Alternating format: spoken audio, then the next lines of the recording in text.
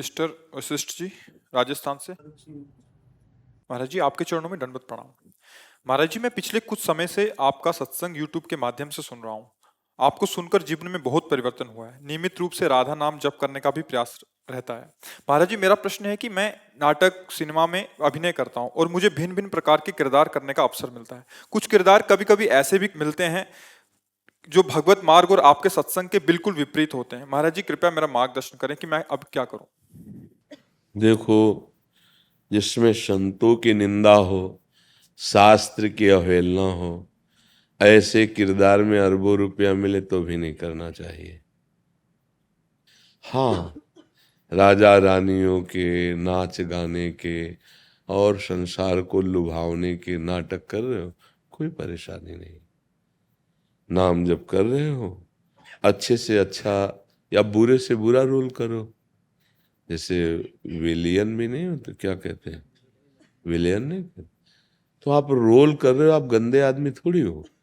लेकिन नाम की निंदा हो रही हो, साधु की साधुता का उपहास हो रहा हो और धर्म विरुद्ध आचरणों के, तो हमें लगता है कि उसका पतन हो जाएगा, उसका पतन हो जाएगा। तो आप इस पर निर्णय कीजिए, आप इस विषय पर स्वयं निर्णय कीजिए। ऐसा अभिनय न कीजिए जिस अभिनय में धर्म का ह्रास होता हो। भक्तन निंदा अति बुरी भूल करे जिन कोय, किए सुकृत बहु जन्म के छिन में डारे कोय। भक्तों का उपहास करने का मतलब अपना सर्वनाश करना। तो वो जो कर रहा है सीरियल, अभी तो उसको लाखों करोड़ों मिल जाएंगे रुपए, पर परिणाम में उसको नरक मिलेगा, पक्का, इसमें संशय नहीं है। परिणाम में उसकी दुर्गति होगी। देखो, दो प्रकार की दुनिया में व्यक्ति भी होते हैं, साधु भी होते हैं। एक होता है सतमार्ग में चलने वाला और एक होता है असत मार्ग में चलने वाला। जैसे सतमार्ग में चलने वाले कम होते हैं, असत मार्गगामी ज्यादा होते हैं, ऐसे ही भगवान में आसक्त चित्त वाले महात्मा कम होते हैं।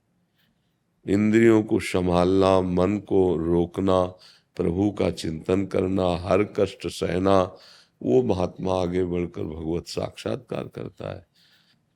अगर हम सब संतों को इसी दृष्टि से नाटक में दिखा देते हैं तो फिर जो भगवत प्रेमी सत्य मार्ग में चलने वाले महात्मा हैं, उनका अपराध आपको बन जाता है अव्यक्त अनजाने में। तो जो अपराध भक्त कर करे, राम रोष पावक सो जरे। मरना तो है ही, कर्म की गति बड़ी विचित्र, वो भोगना तो है ही। जो धर्म किया है, जो भजन किया है, जो समाज को सही रास्ते पे लाने वाले वचन बोले हैं, आचरण किए हैं, वही आपके साथ जाएंगे। तो बहुत सावधानी की जरूरत है। सच्चे बनोगे तो हो सकता है गरीब बने रहो पर सुखी रहोगे, अंतिम परिणाम अच्छा आएगा। गंदे बनोगे तो हो सकता है धन संग्रह कर लो, बहुत बुरा परिणाम होगा जिसको सोच नहीं सकते। कई तरह से माया प्रभावित करती है। आप जिस रोल के मर्मज्ञ हैं, आपसे 1000 गुना मर्मज्ञ सामने खड़ा कर देगी। उसकी उन्नति हो रही, अब जलो बैठ के, तुम्हें कोई पूछेगा नहीं। अब क्या उपाय लगेगा? इतनी मेहनत की, इतना यश हुआ, अब हमारा यश।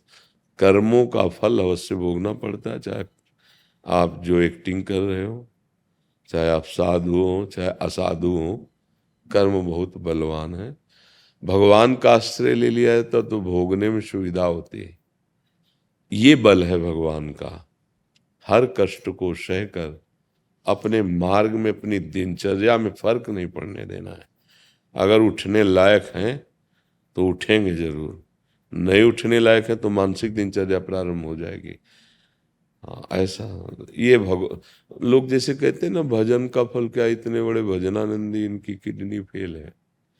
भजन का फल किडनी सही होना नहीं है, भजन का फल है भगवत प्राप्ति। आज नहीं तो कल शरीर जाएगा, पर जहाँ जाएगा वो प्रियालाल के पास जाएगा, बस आनंदित है। जय दिन कट रहे हैं, कटने दो, जाना तो श्यामा श्याम के पास। हाँ पक्का, ये तो मतलब हृदय में आ जाता है ना कि अब हमारा काम पूरा हो गया, किसी के प्रमाण की जरूरत थोड़ी होती है। प्रमाण मनम, मन से प्रमाण। अब जैसे बहुत गंदगी रही जन्म जन्मांतरों में, तो फटाफट धुलाई हो रही है, पर इस भोग ने क्या किया, कृपा कर दी, पूर्ण रूप से श्री जी के आश्रित कर दिया।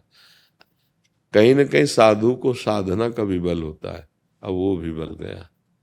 अब केवल इतना बल है कि लाडली आप ही होंगे, आप ही संभाल सकते, बस पूर्ण अंतःकरण केवल श्यामान श्यामान।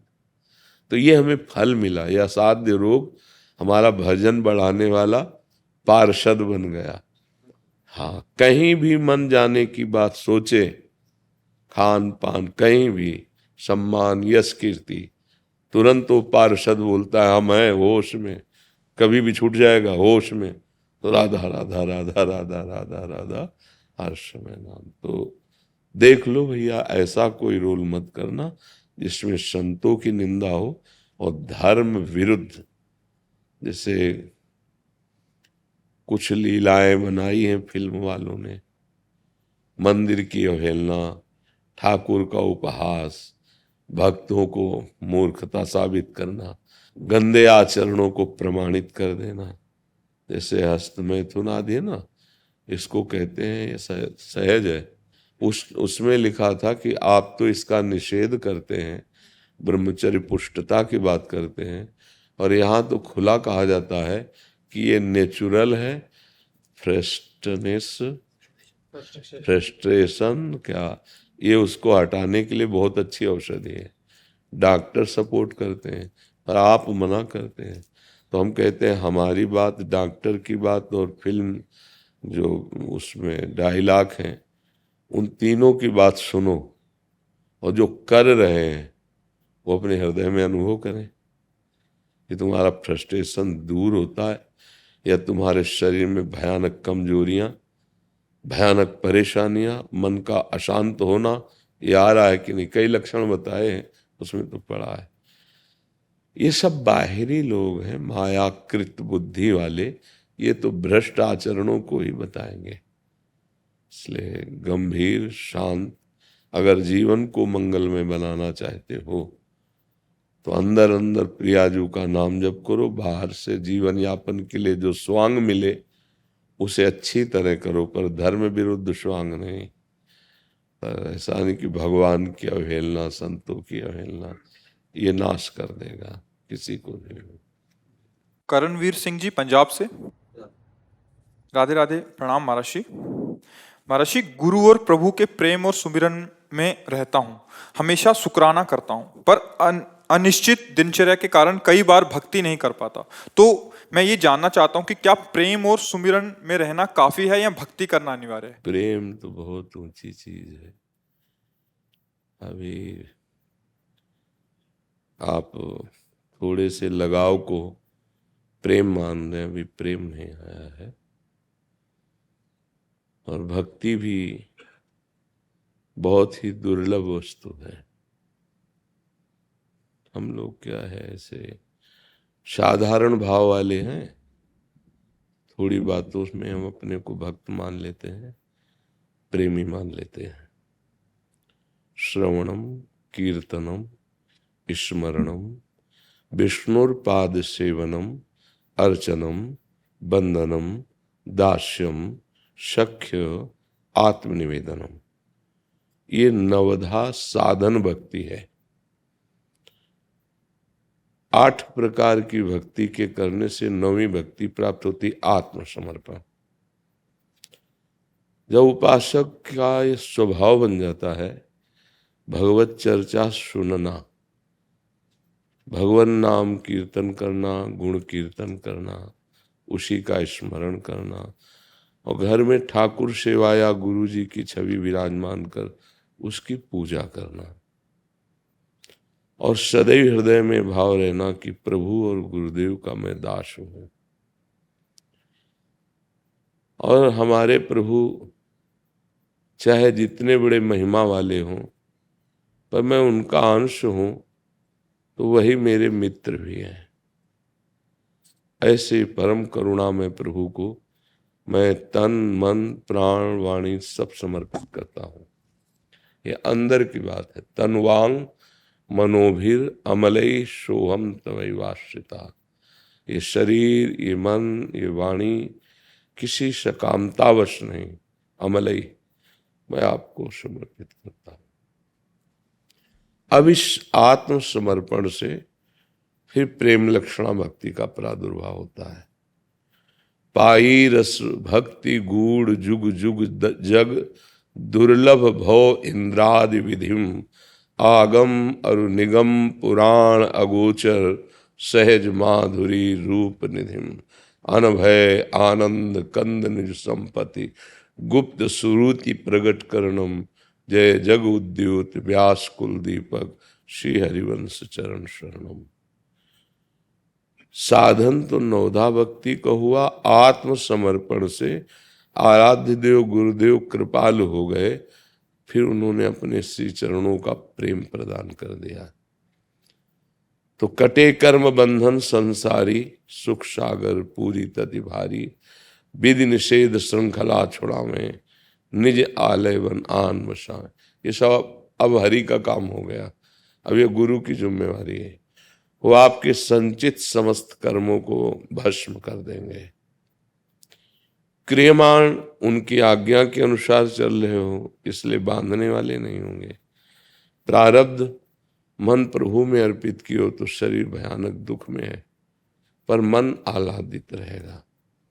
ऐसा उपासक जो प्रारब्धवशात प्राप्त सुख दुख को समान भाव से भोग रहा है, निरंतर ऐसा अनुभव कर रहा है हरि की हमारे ऊपर कृपा है, वो भगवत परम पद को ऐसे प्राप्त कर लेता है जैसे पिता की संपत्ति पर पुत्र का अधिकार होता है। तो ये बात कहना कि हमें प्रेम है पर हमारी दिनचर्या निश्चित नहीं है, इन दोनों में बड़ा अंतर है। बिना नेम के प्रेम नहीं होता, और प्रेम जब जागृत होता है तो उसका एक पर्सनल नेम होता है। ये सब नेम उसी में समा जाते हैं। उसका बस नेम होता पी मूर्ति नयनन बसय ते रस रहाय समाय।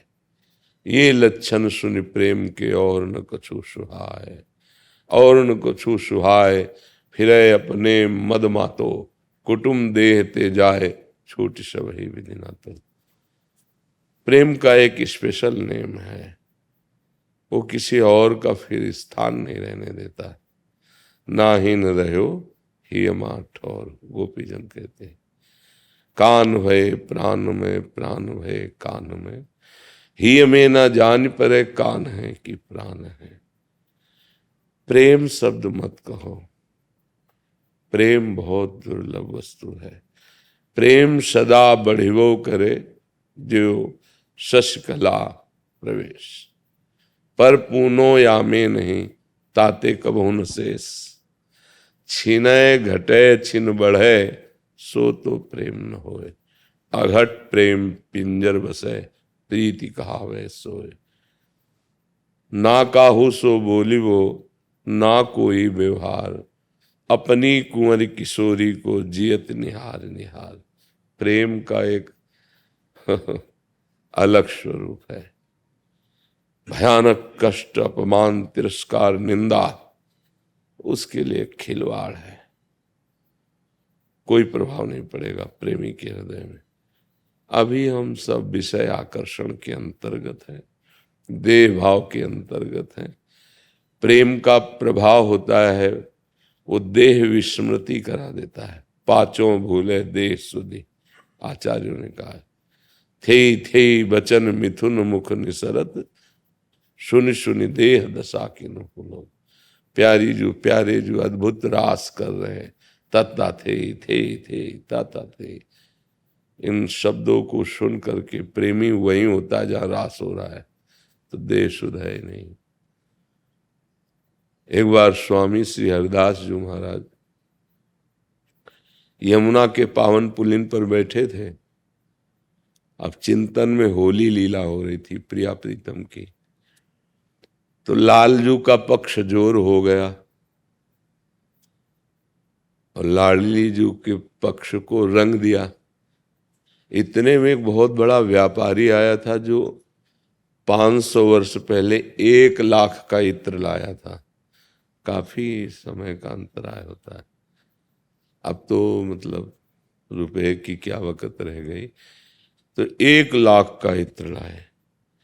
पता चला स्वामी जी यमुना जी के पावन पुलिन में जाके कहा, स्वामी जी ये बिहारी जी के लिए इत्र लाए। ढक्कन खोला और ऐसे मारा तो लालजू के मुख पे पड़ा सब। तो सखियां जाके उनको घेर लिए और उनको प्यारी जू के समीप बांध करके ले आई। मतलब श्री हमारी महारानी जू की जय हुई।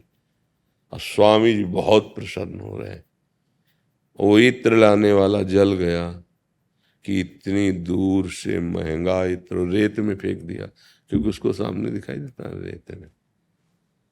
स्वामी जी जब बाह्य दशा को हुए तो उसकी तरफ देखा, कहा जाओ निधिवन में बिहारी जी विराजमान हैं, दर्शन करो जाके।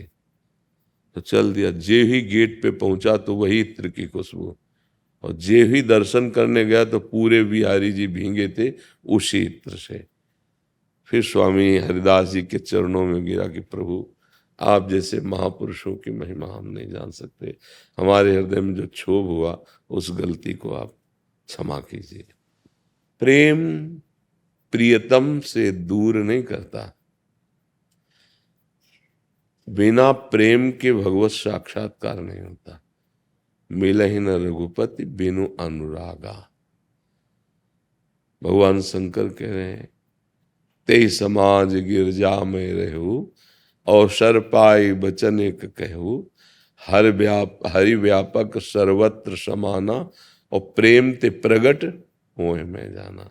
भगवान का प्रादुर्भाव हृदय में, नेत्रों में प्रेम से ही होता है। तो प्रेम शब्द को तो ना उच्चारण करें कि हम आजकल जो प्रेम कहा जाता है ना, हमारा इससे प्रेम है। प्रेम नहीं, खुला स्वार्थ है। आप देख लो, आप स्वार्थ को प्रेम कहते हो। किसी सुंदर रूप में, स्वस्थ शरीर में, धन में, कहीं न कहीं तुम्हारी भोग बुद्धि है, उसी को तुम कहते हो हमें बहुत प्यार है इससे। अपने सुख प्राप्ति के लिए कहते हो हम आपके बिना जी नहीं सकते। ये प्रेम का लक्षण नहीं। प्रेम का लक्षण सूक्ष्मतरम, अनुभव स्वरूपम, प्रतिक्षण वर्धमानम, कामना रहितम। प्रेम विशुद्ध भास्कर है, काम अंधकार है। आजकल काम को प्रेम कहते हैं कि ये दोनों जोड़े बहुत प्रेमी हैं। प्रेम सिर्फ भगवान से होता है। संसार के व्यक्तियों से राग होता है, मोह होता है, आसक्ति होती है, स्वार्थ बंधन होता है, प्रेम नहीं होता है। इसलिए भैया खूब नाम जप करो, प्रियालाल के चिंतन में रहो और एक दिनचर्या परफेक्ट बनाओ। बिना दिनचर्या के किसी की आध्यात्मिक उन्नति नहीं होती। आज 20 माला कर लिया और कल 1 को माला नहीं किया, लाभ नहीं मिलेगा। 5 माला करो पर नियम बना के रोज करो। 10 मिनट सेवा करो पर नियम बना के करो। कुछ भी हो जाए, हमें सेवा का जो समय है वो देना ही है।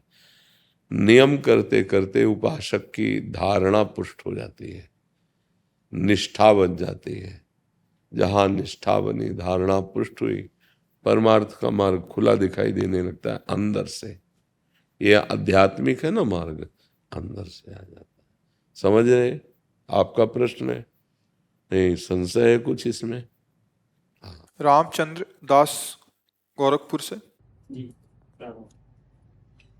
राधे राधे महाराज जी। गुरुदेव भगवान, क्या वर्ण शंकर को भगवत प्राप्ति हो सकती है? मेरे पिता एक ब्राह्मण थे और मेरी माता एक शूद्र थी। उनकी मैं इकलौती संतान हूँ।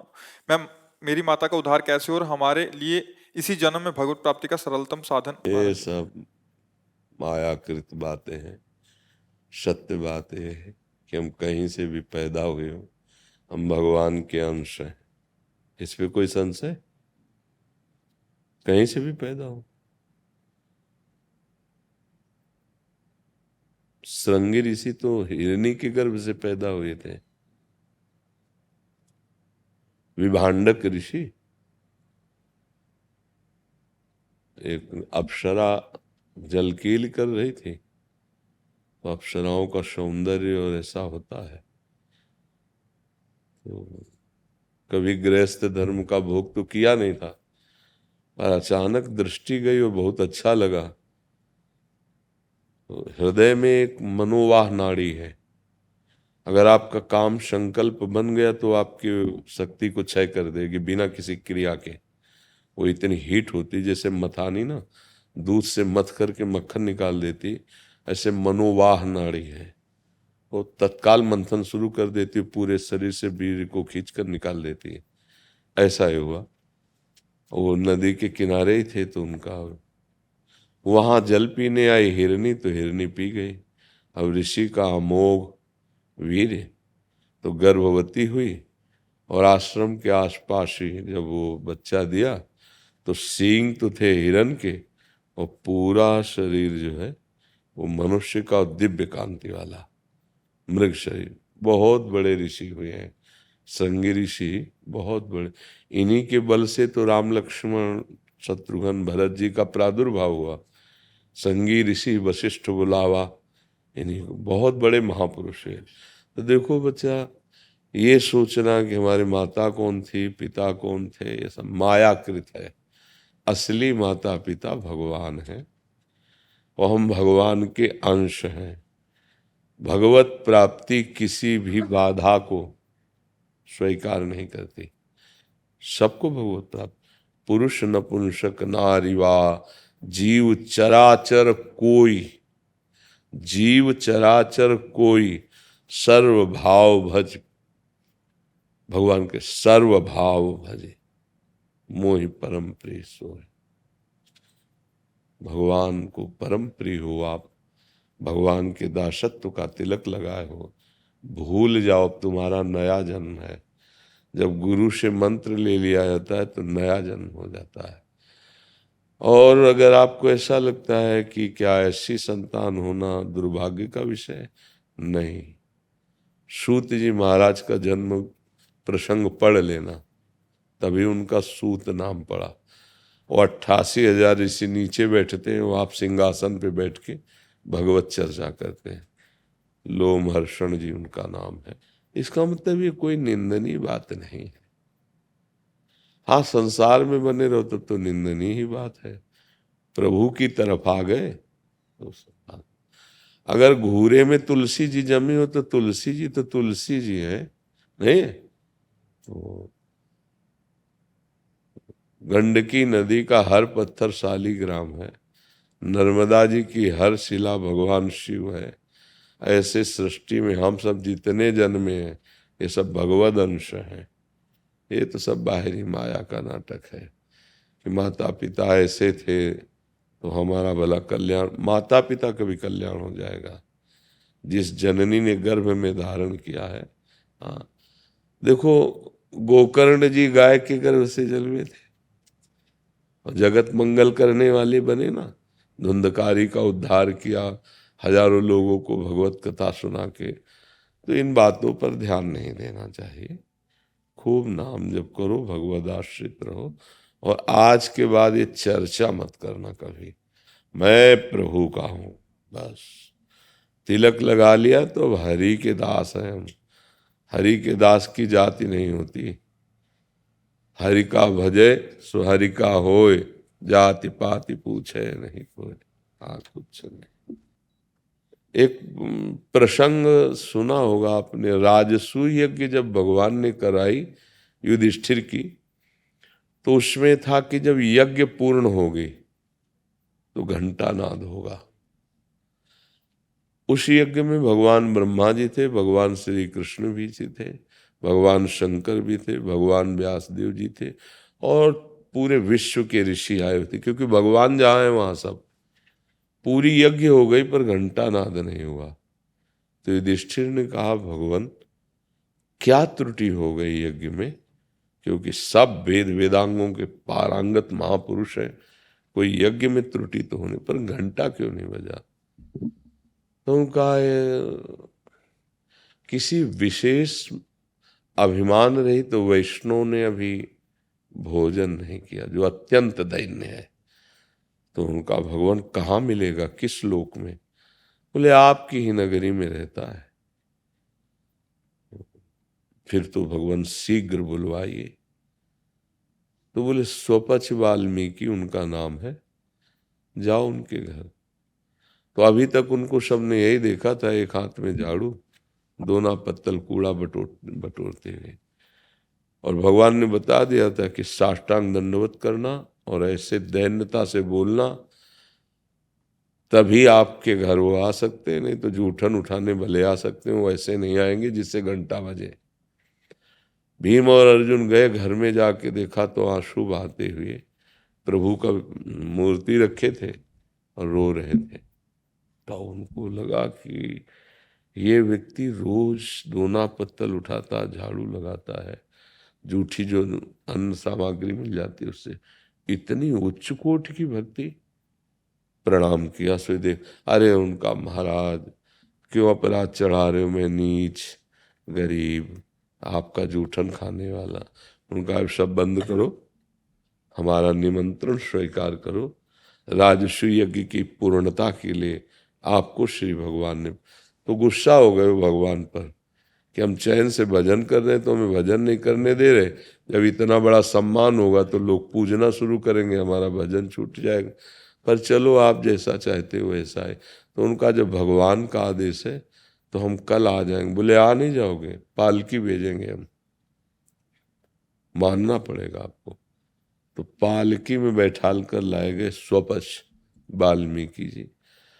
फिर युधिष्ठिर को आदेश किया, चरण धो इनके। चरण धुलवाए। रात भर रसोई बनी, द्रौपदी प्रधान थी रसोई, बैठाला गया रसोई में। वो कहते नहीं मालिक, हम तो दरवाजे के बाहर कुछ टुकड़े दे दो, पा लेंगे।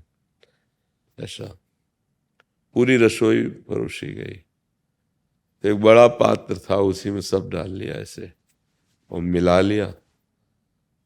तो दियम्बस्तु गोविंदम तुभ्यमेव समर्पये, भगवान को समर्पित किया। पाल ये बात देखकर द्रौपदी को लगा कि रात भर इतनी सामग्रियां अलग अलग बनाई, तो अगर कोई राजकुमार होता या राज परिवार को होता तो स्वाद से पाता अलग अलग है। तो सुपच वाल्मीकि मिला के खा गए, पूरा पा चुके, घंटा नहीं बजा। बोले प्रभु घंटा तो नहीं। बोले अपराध बन गया इन संत के प्रति, किसके मन में क्या दोष आया तुरंत बताओ। तो द्रौपदी जी ने कहा हमारे मन में ऐसा आया था कि अगर ये उच्च कुल के होते तो स्वाद तो लेते, इन्होंने सब एक ही मिला दिया। तो उनका वाल्मीकि जी आप एक में क्यों मिला दिया? बोले प्रभु स्वाद तो आप पाते, हम तो प्रसाद पाते हैं, मिला के हम तो प्रसाद। जे ही द्रौपदी ने कहा क्षमा करो हम आपके भाव को नहीं, सो 1 घंटा बज गया। तो ये बात सोचना कि हम नीच हैं, हम ऐसे, भागवतिक दैन्यता अलग बात है, जाति को लेकर के सबको लेकर बड़े बड़े लोग धोखे में हो जाते हैं। सबरी जी को भीलनी जाति की जान करके ब्रह्म ऋषियों ने बड़ा अपमान किया, पर उनके गुरुदेव मतंग ऋषि ने प्यार किया, पास ही कुटिया बनवाई। और जब वो जा रहे थे तो उन्होंने कहा बेटा हम तो भगवान के भजन के बल से परम धाम जा रहे हैं।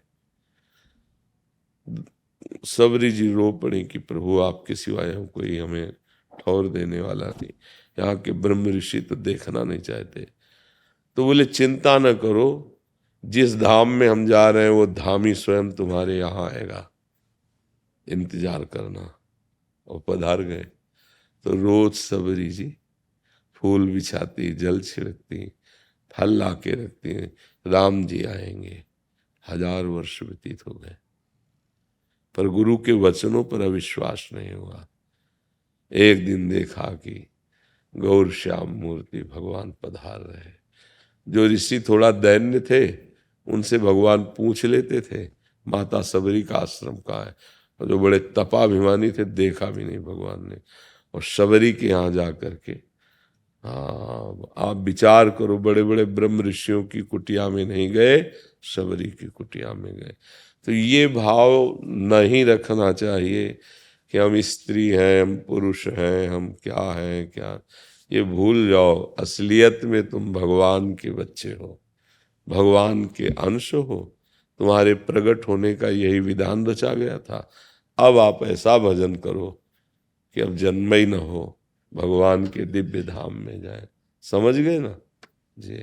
अच्छा, मतलब जिनसे मंत्र ले रखा है वहाँ श्रद्धा नहीं, दूर से मतलब दर्शन होते हैं, कभी ऐसे वार्तालाप नहीं हुई उनसे। हाँ तो आप ऐसा कर लीजिए, गुरु उनको मानिए और वार्तालाप हमसे कर लीजिए, हम आपके मित्र बन जाते हैं, गुरु उनको बना लीजिए। कई बार ना जैसे हम वो मंत्र जपते हैं तो ये आ जाता है, फिर जब से कृष्णा वार्ते है ना तो आपका चेहरा आ जाता है बस। अगर आगे चलकर ऐसी स्थिति बन जाए कि हमारी बात रंग लाने लगे तो समझ लो उन गुरु की कृपा हो गई और यहाँ की बात मानने लगे। ये बहुत दिन से जी हमारे बस।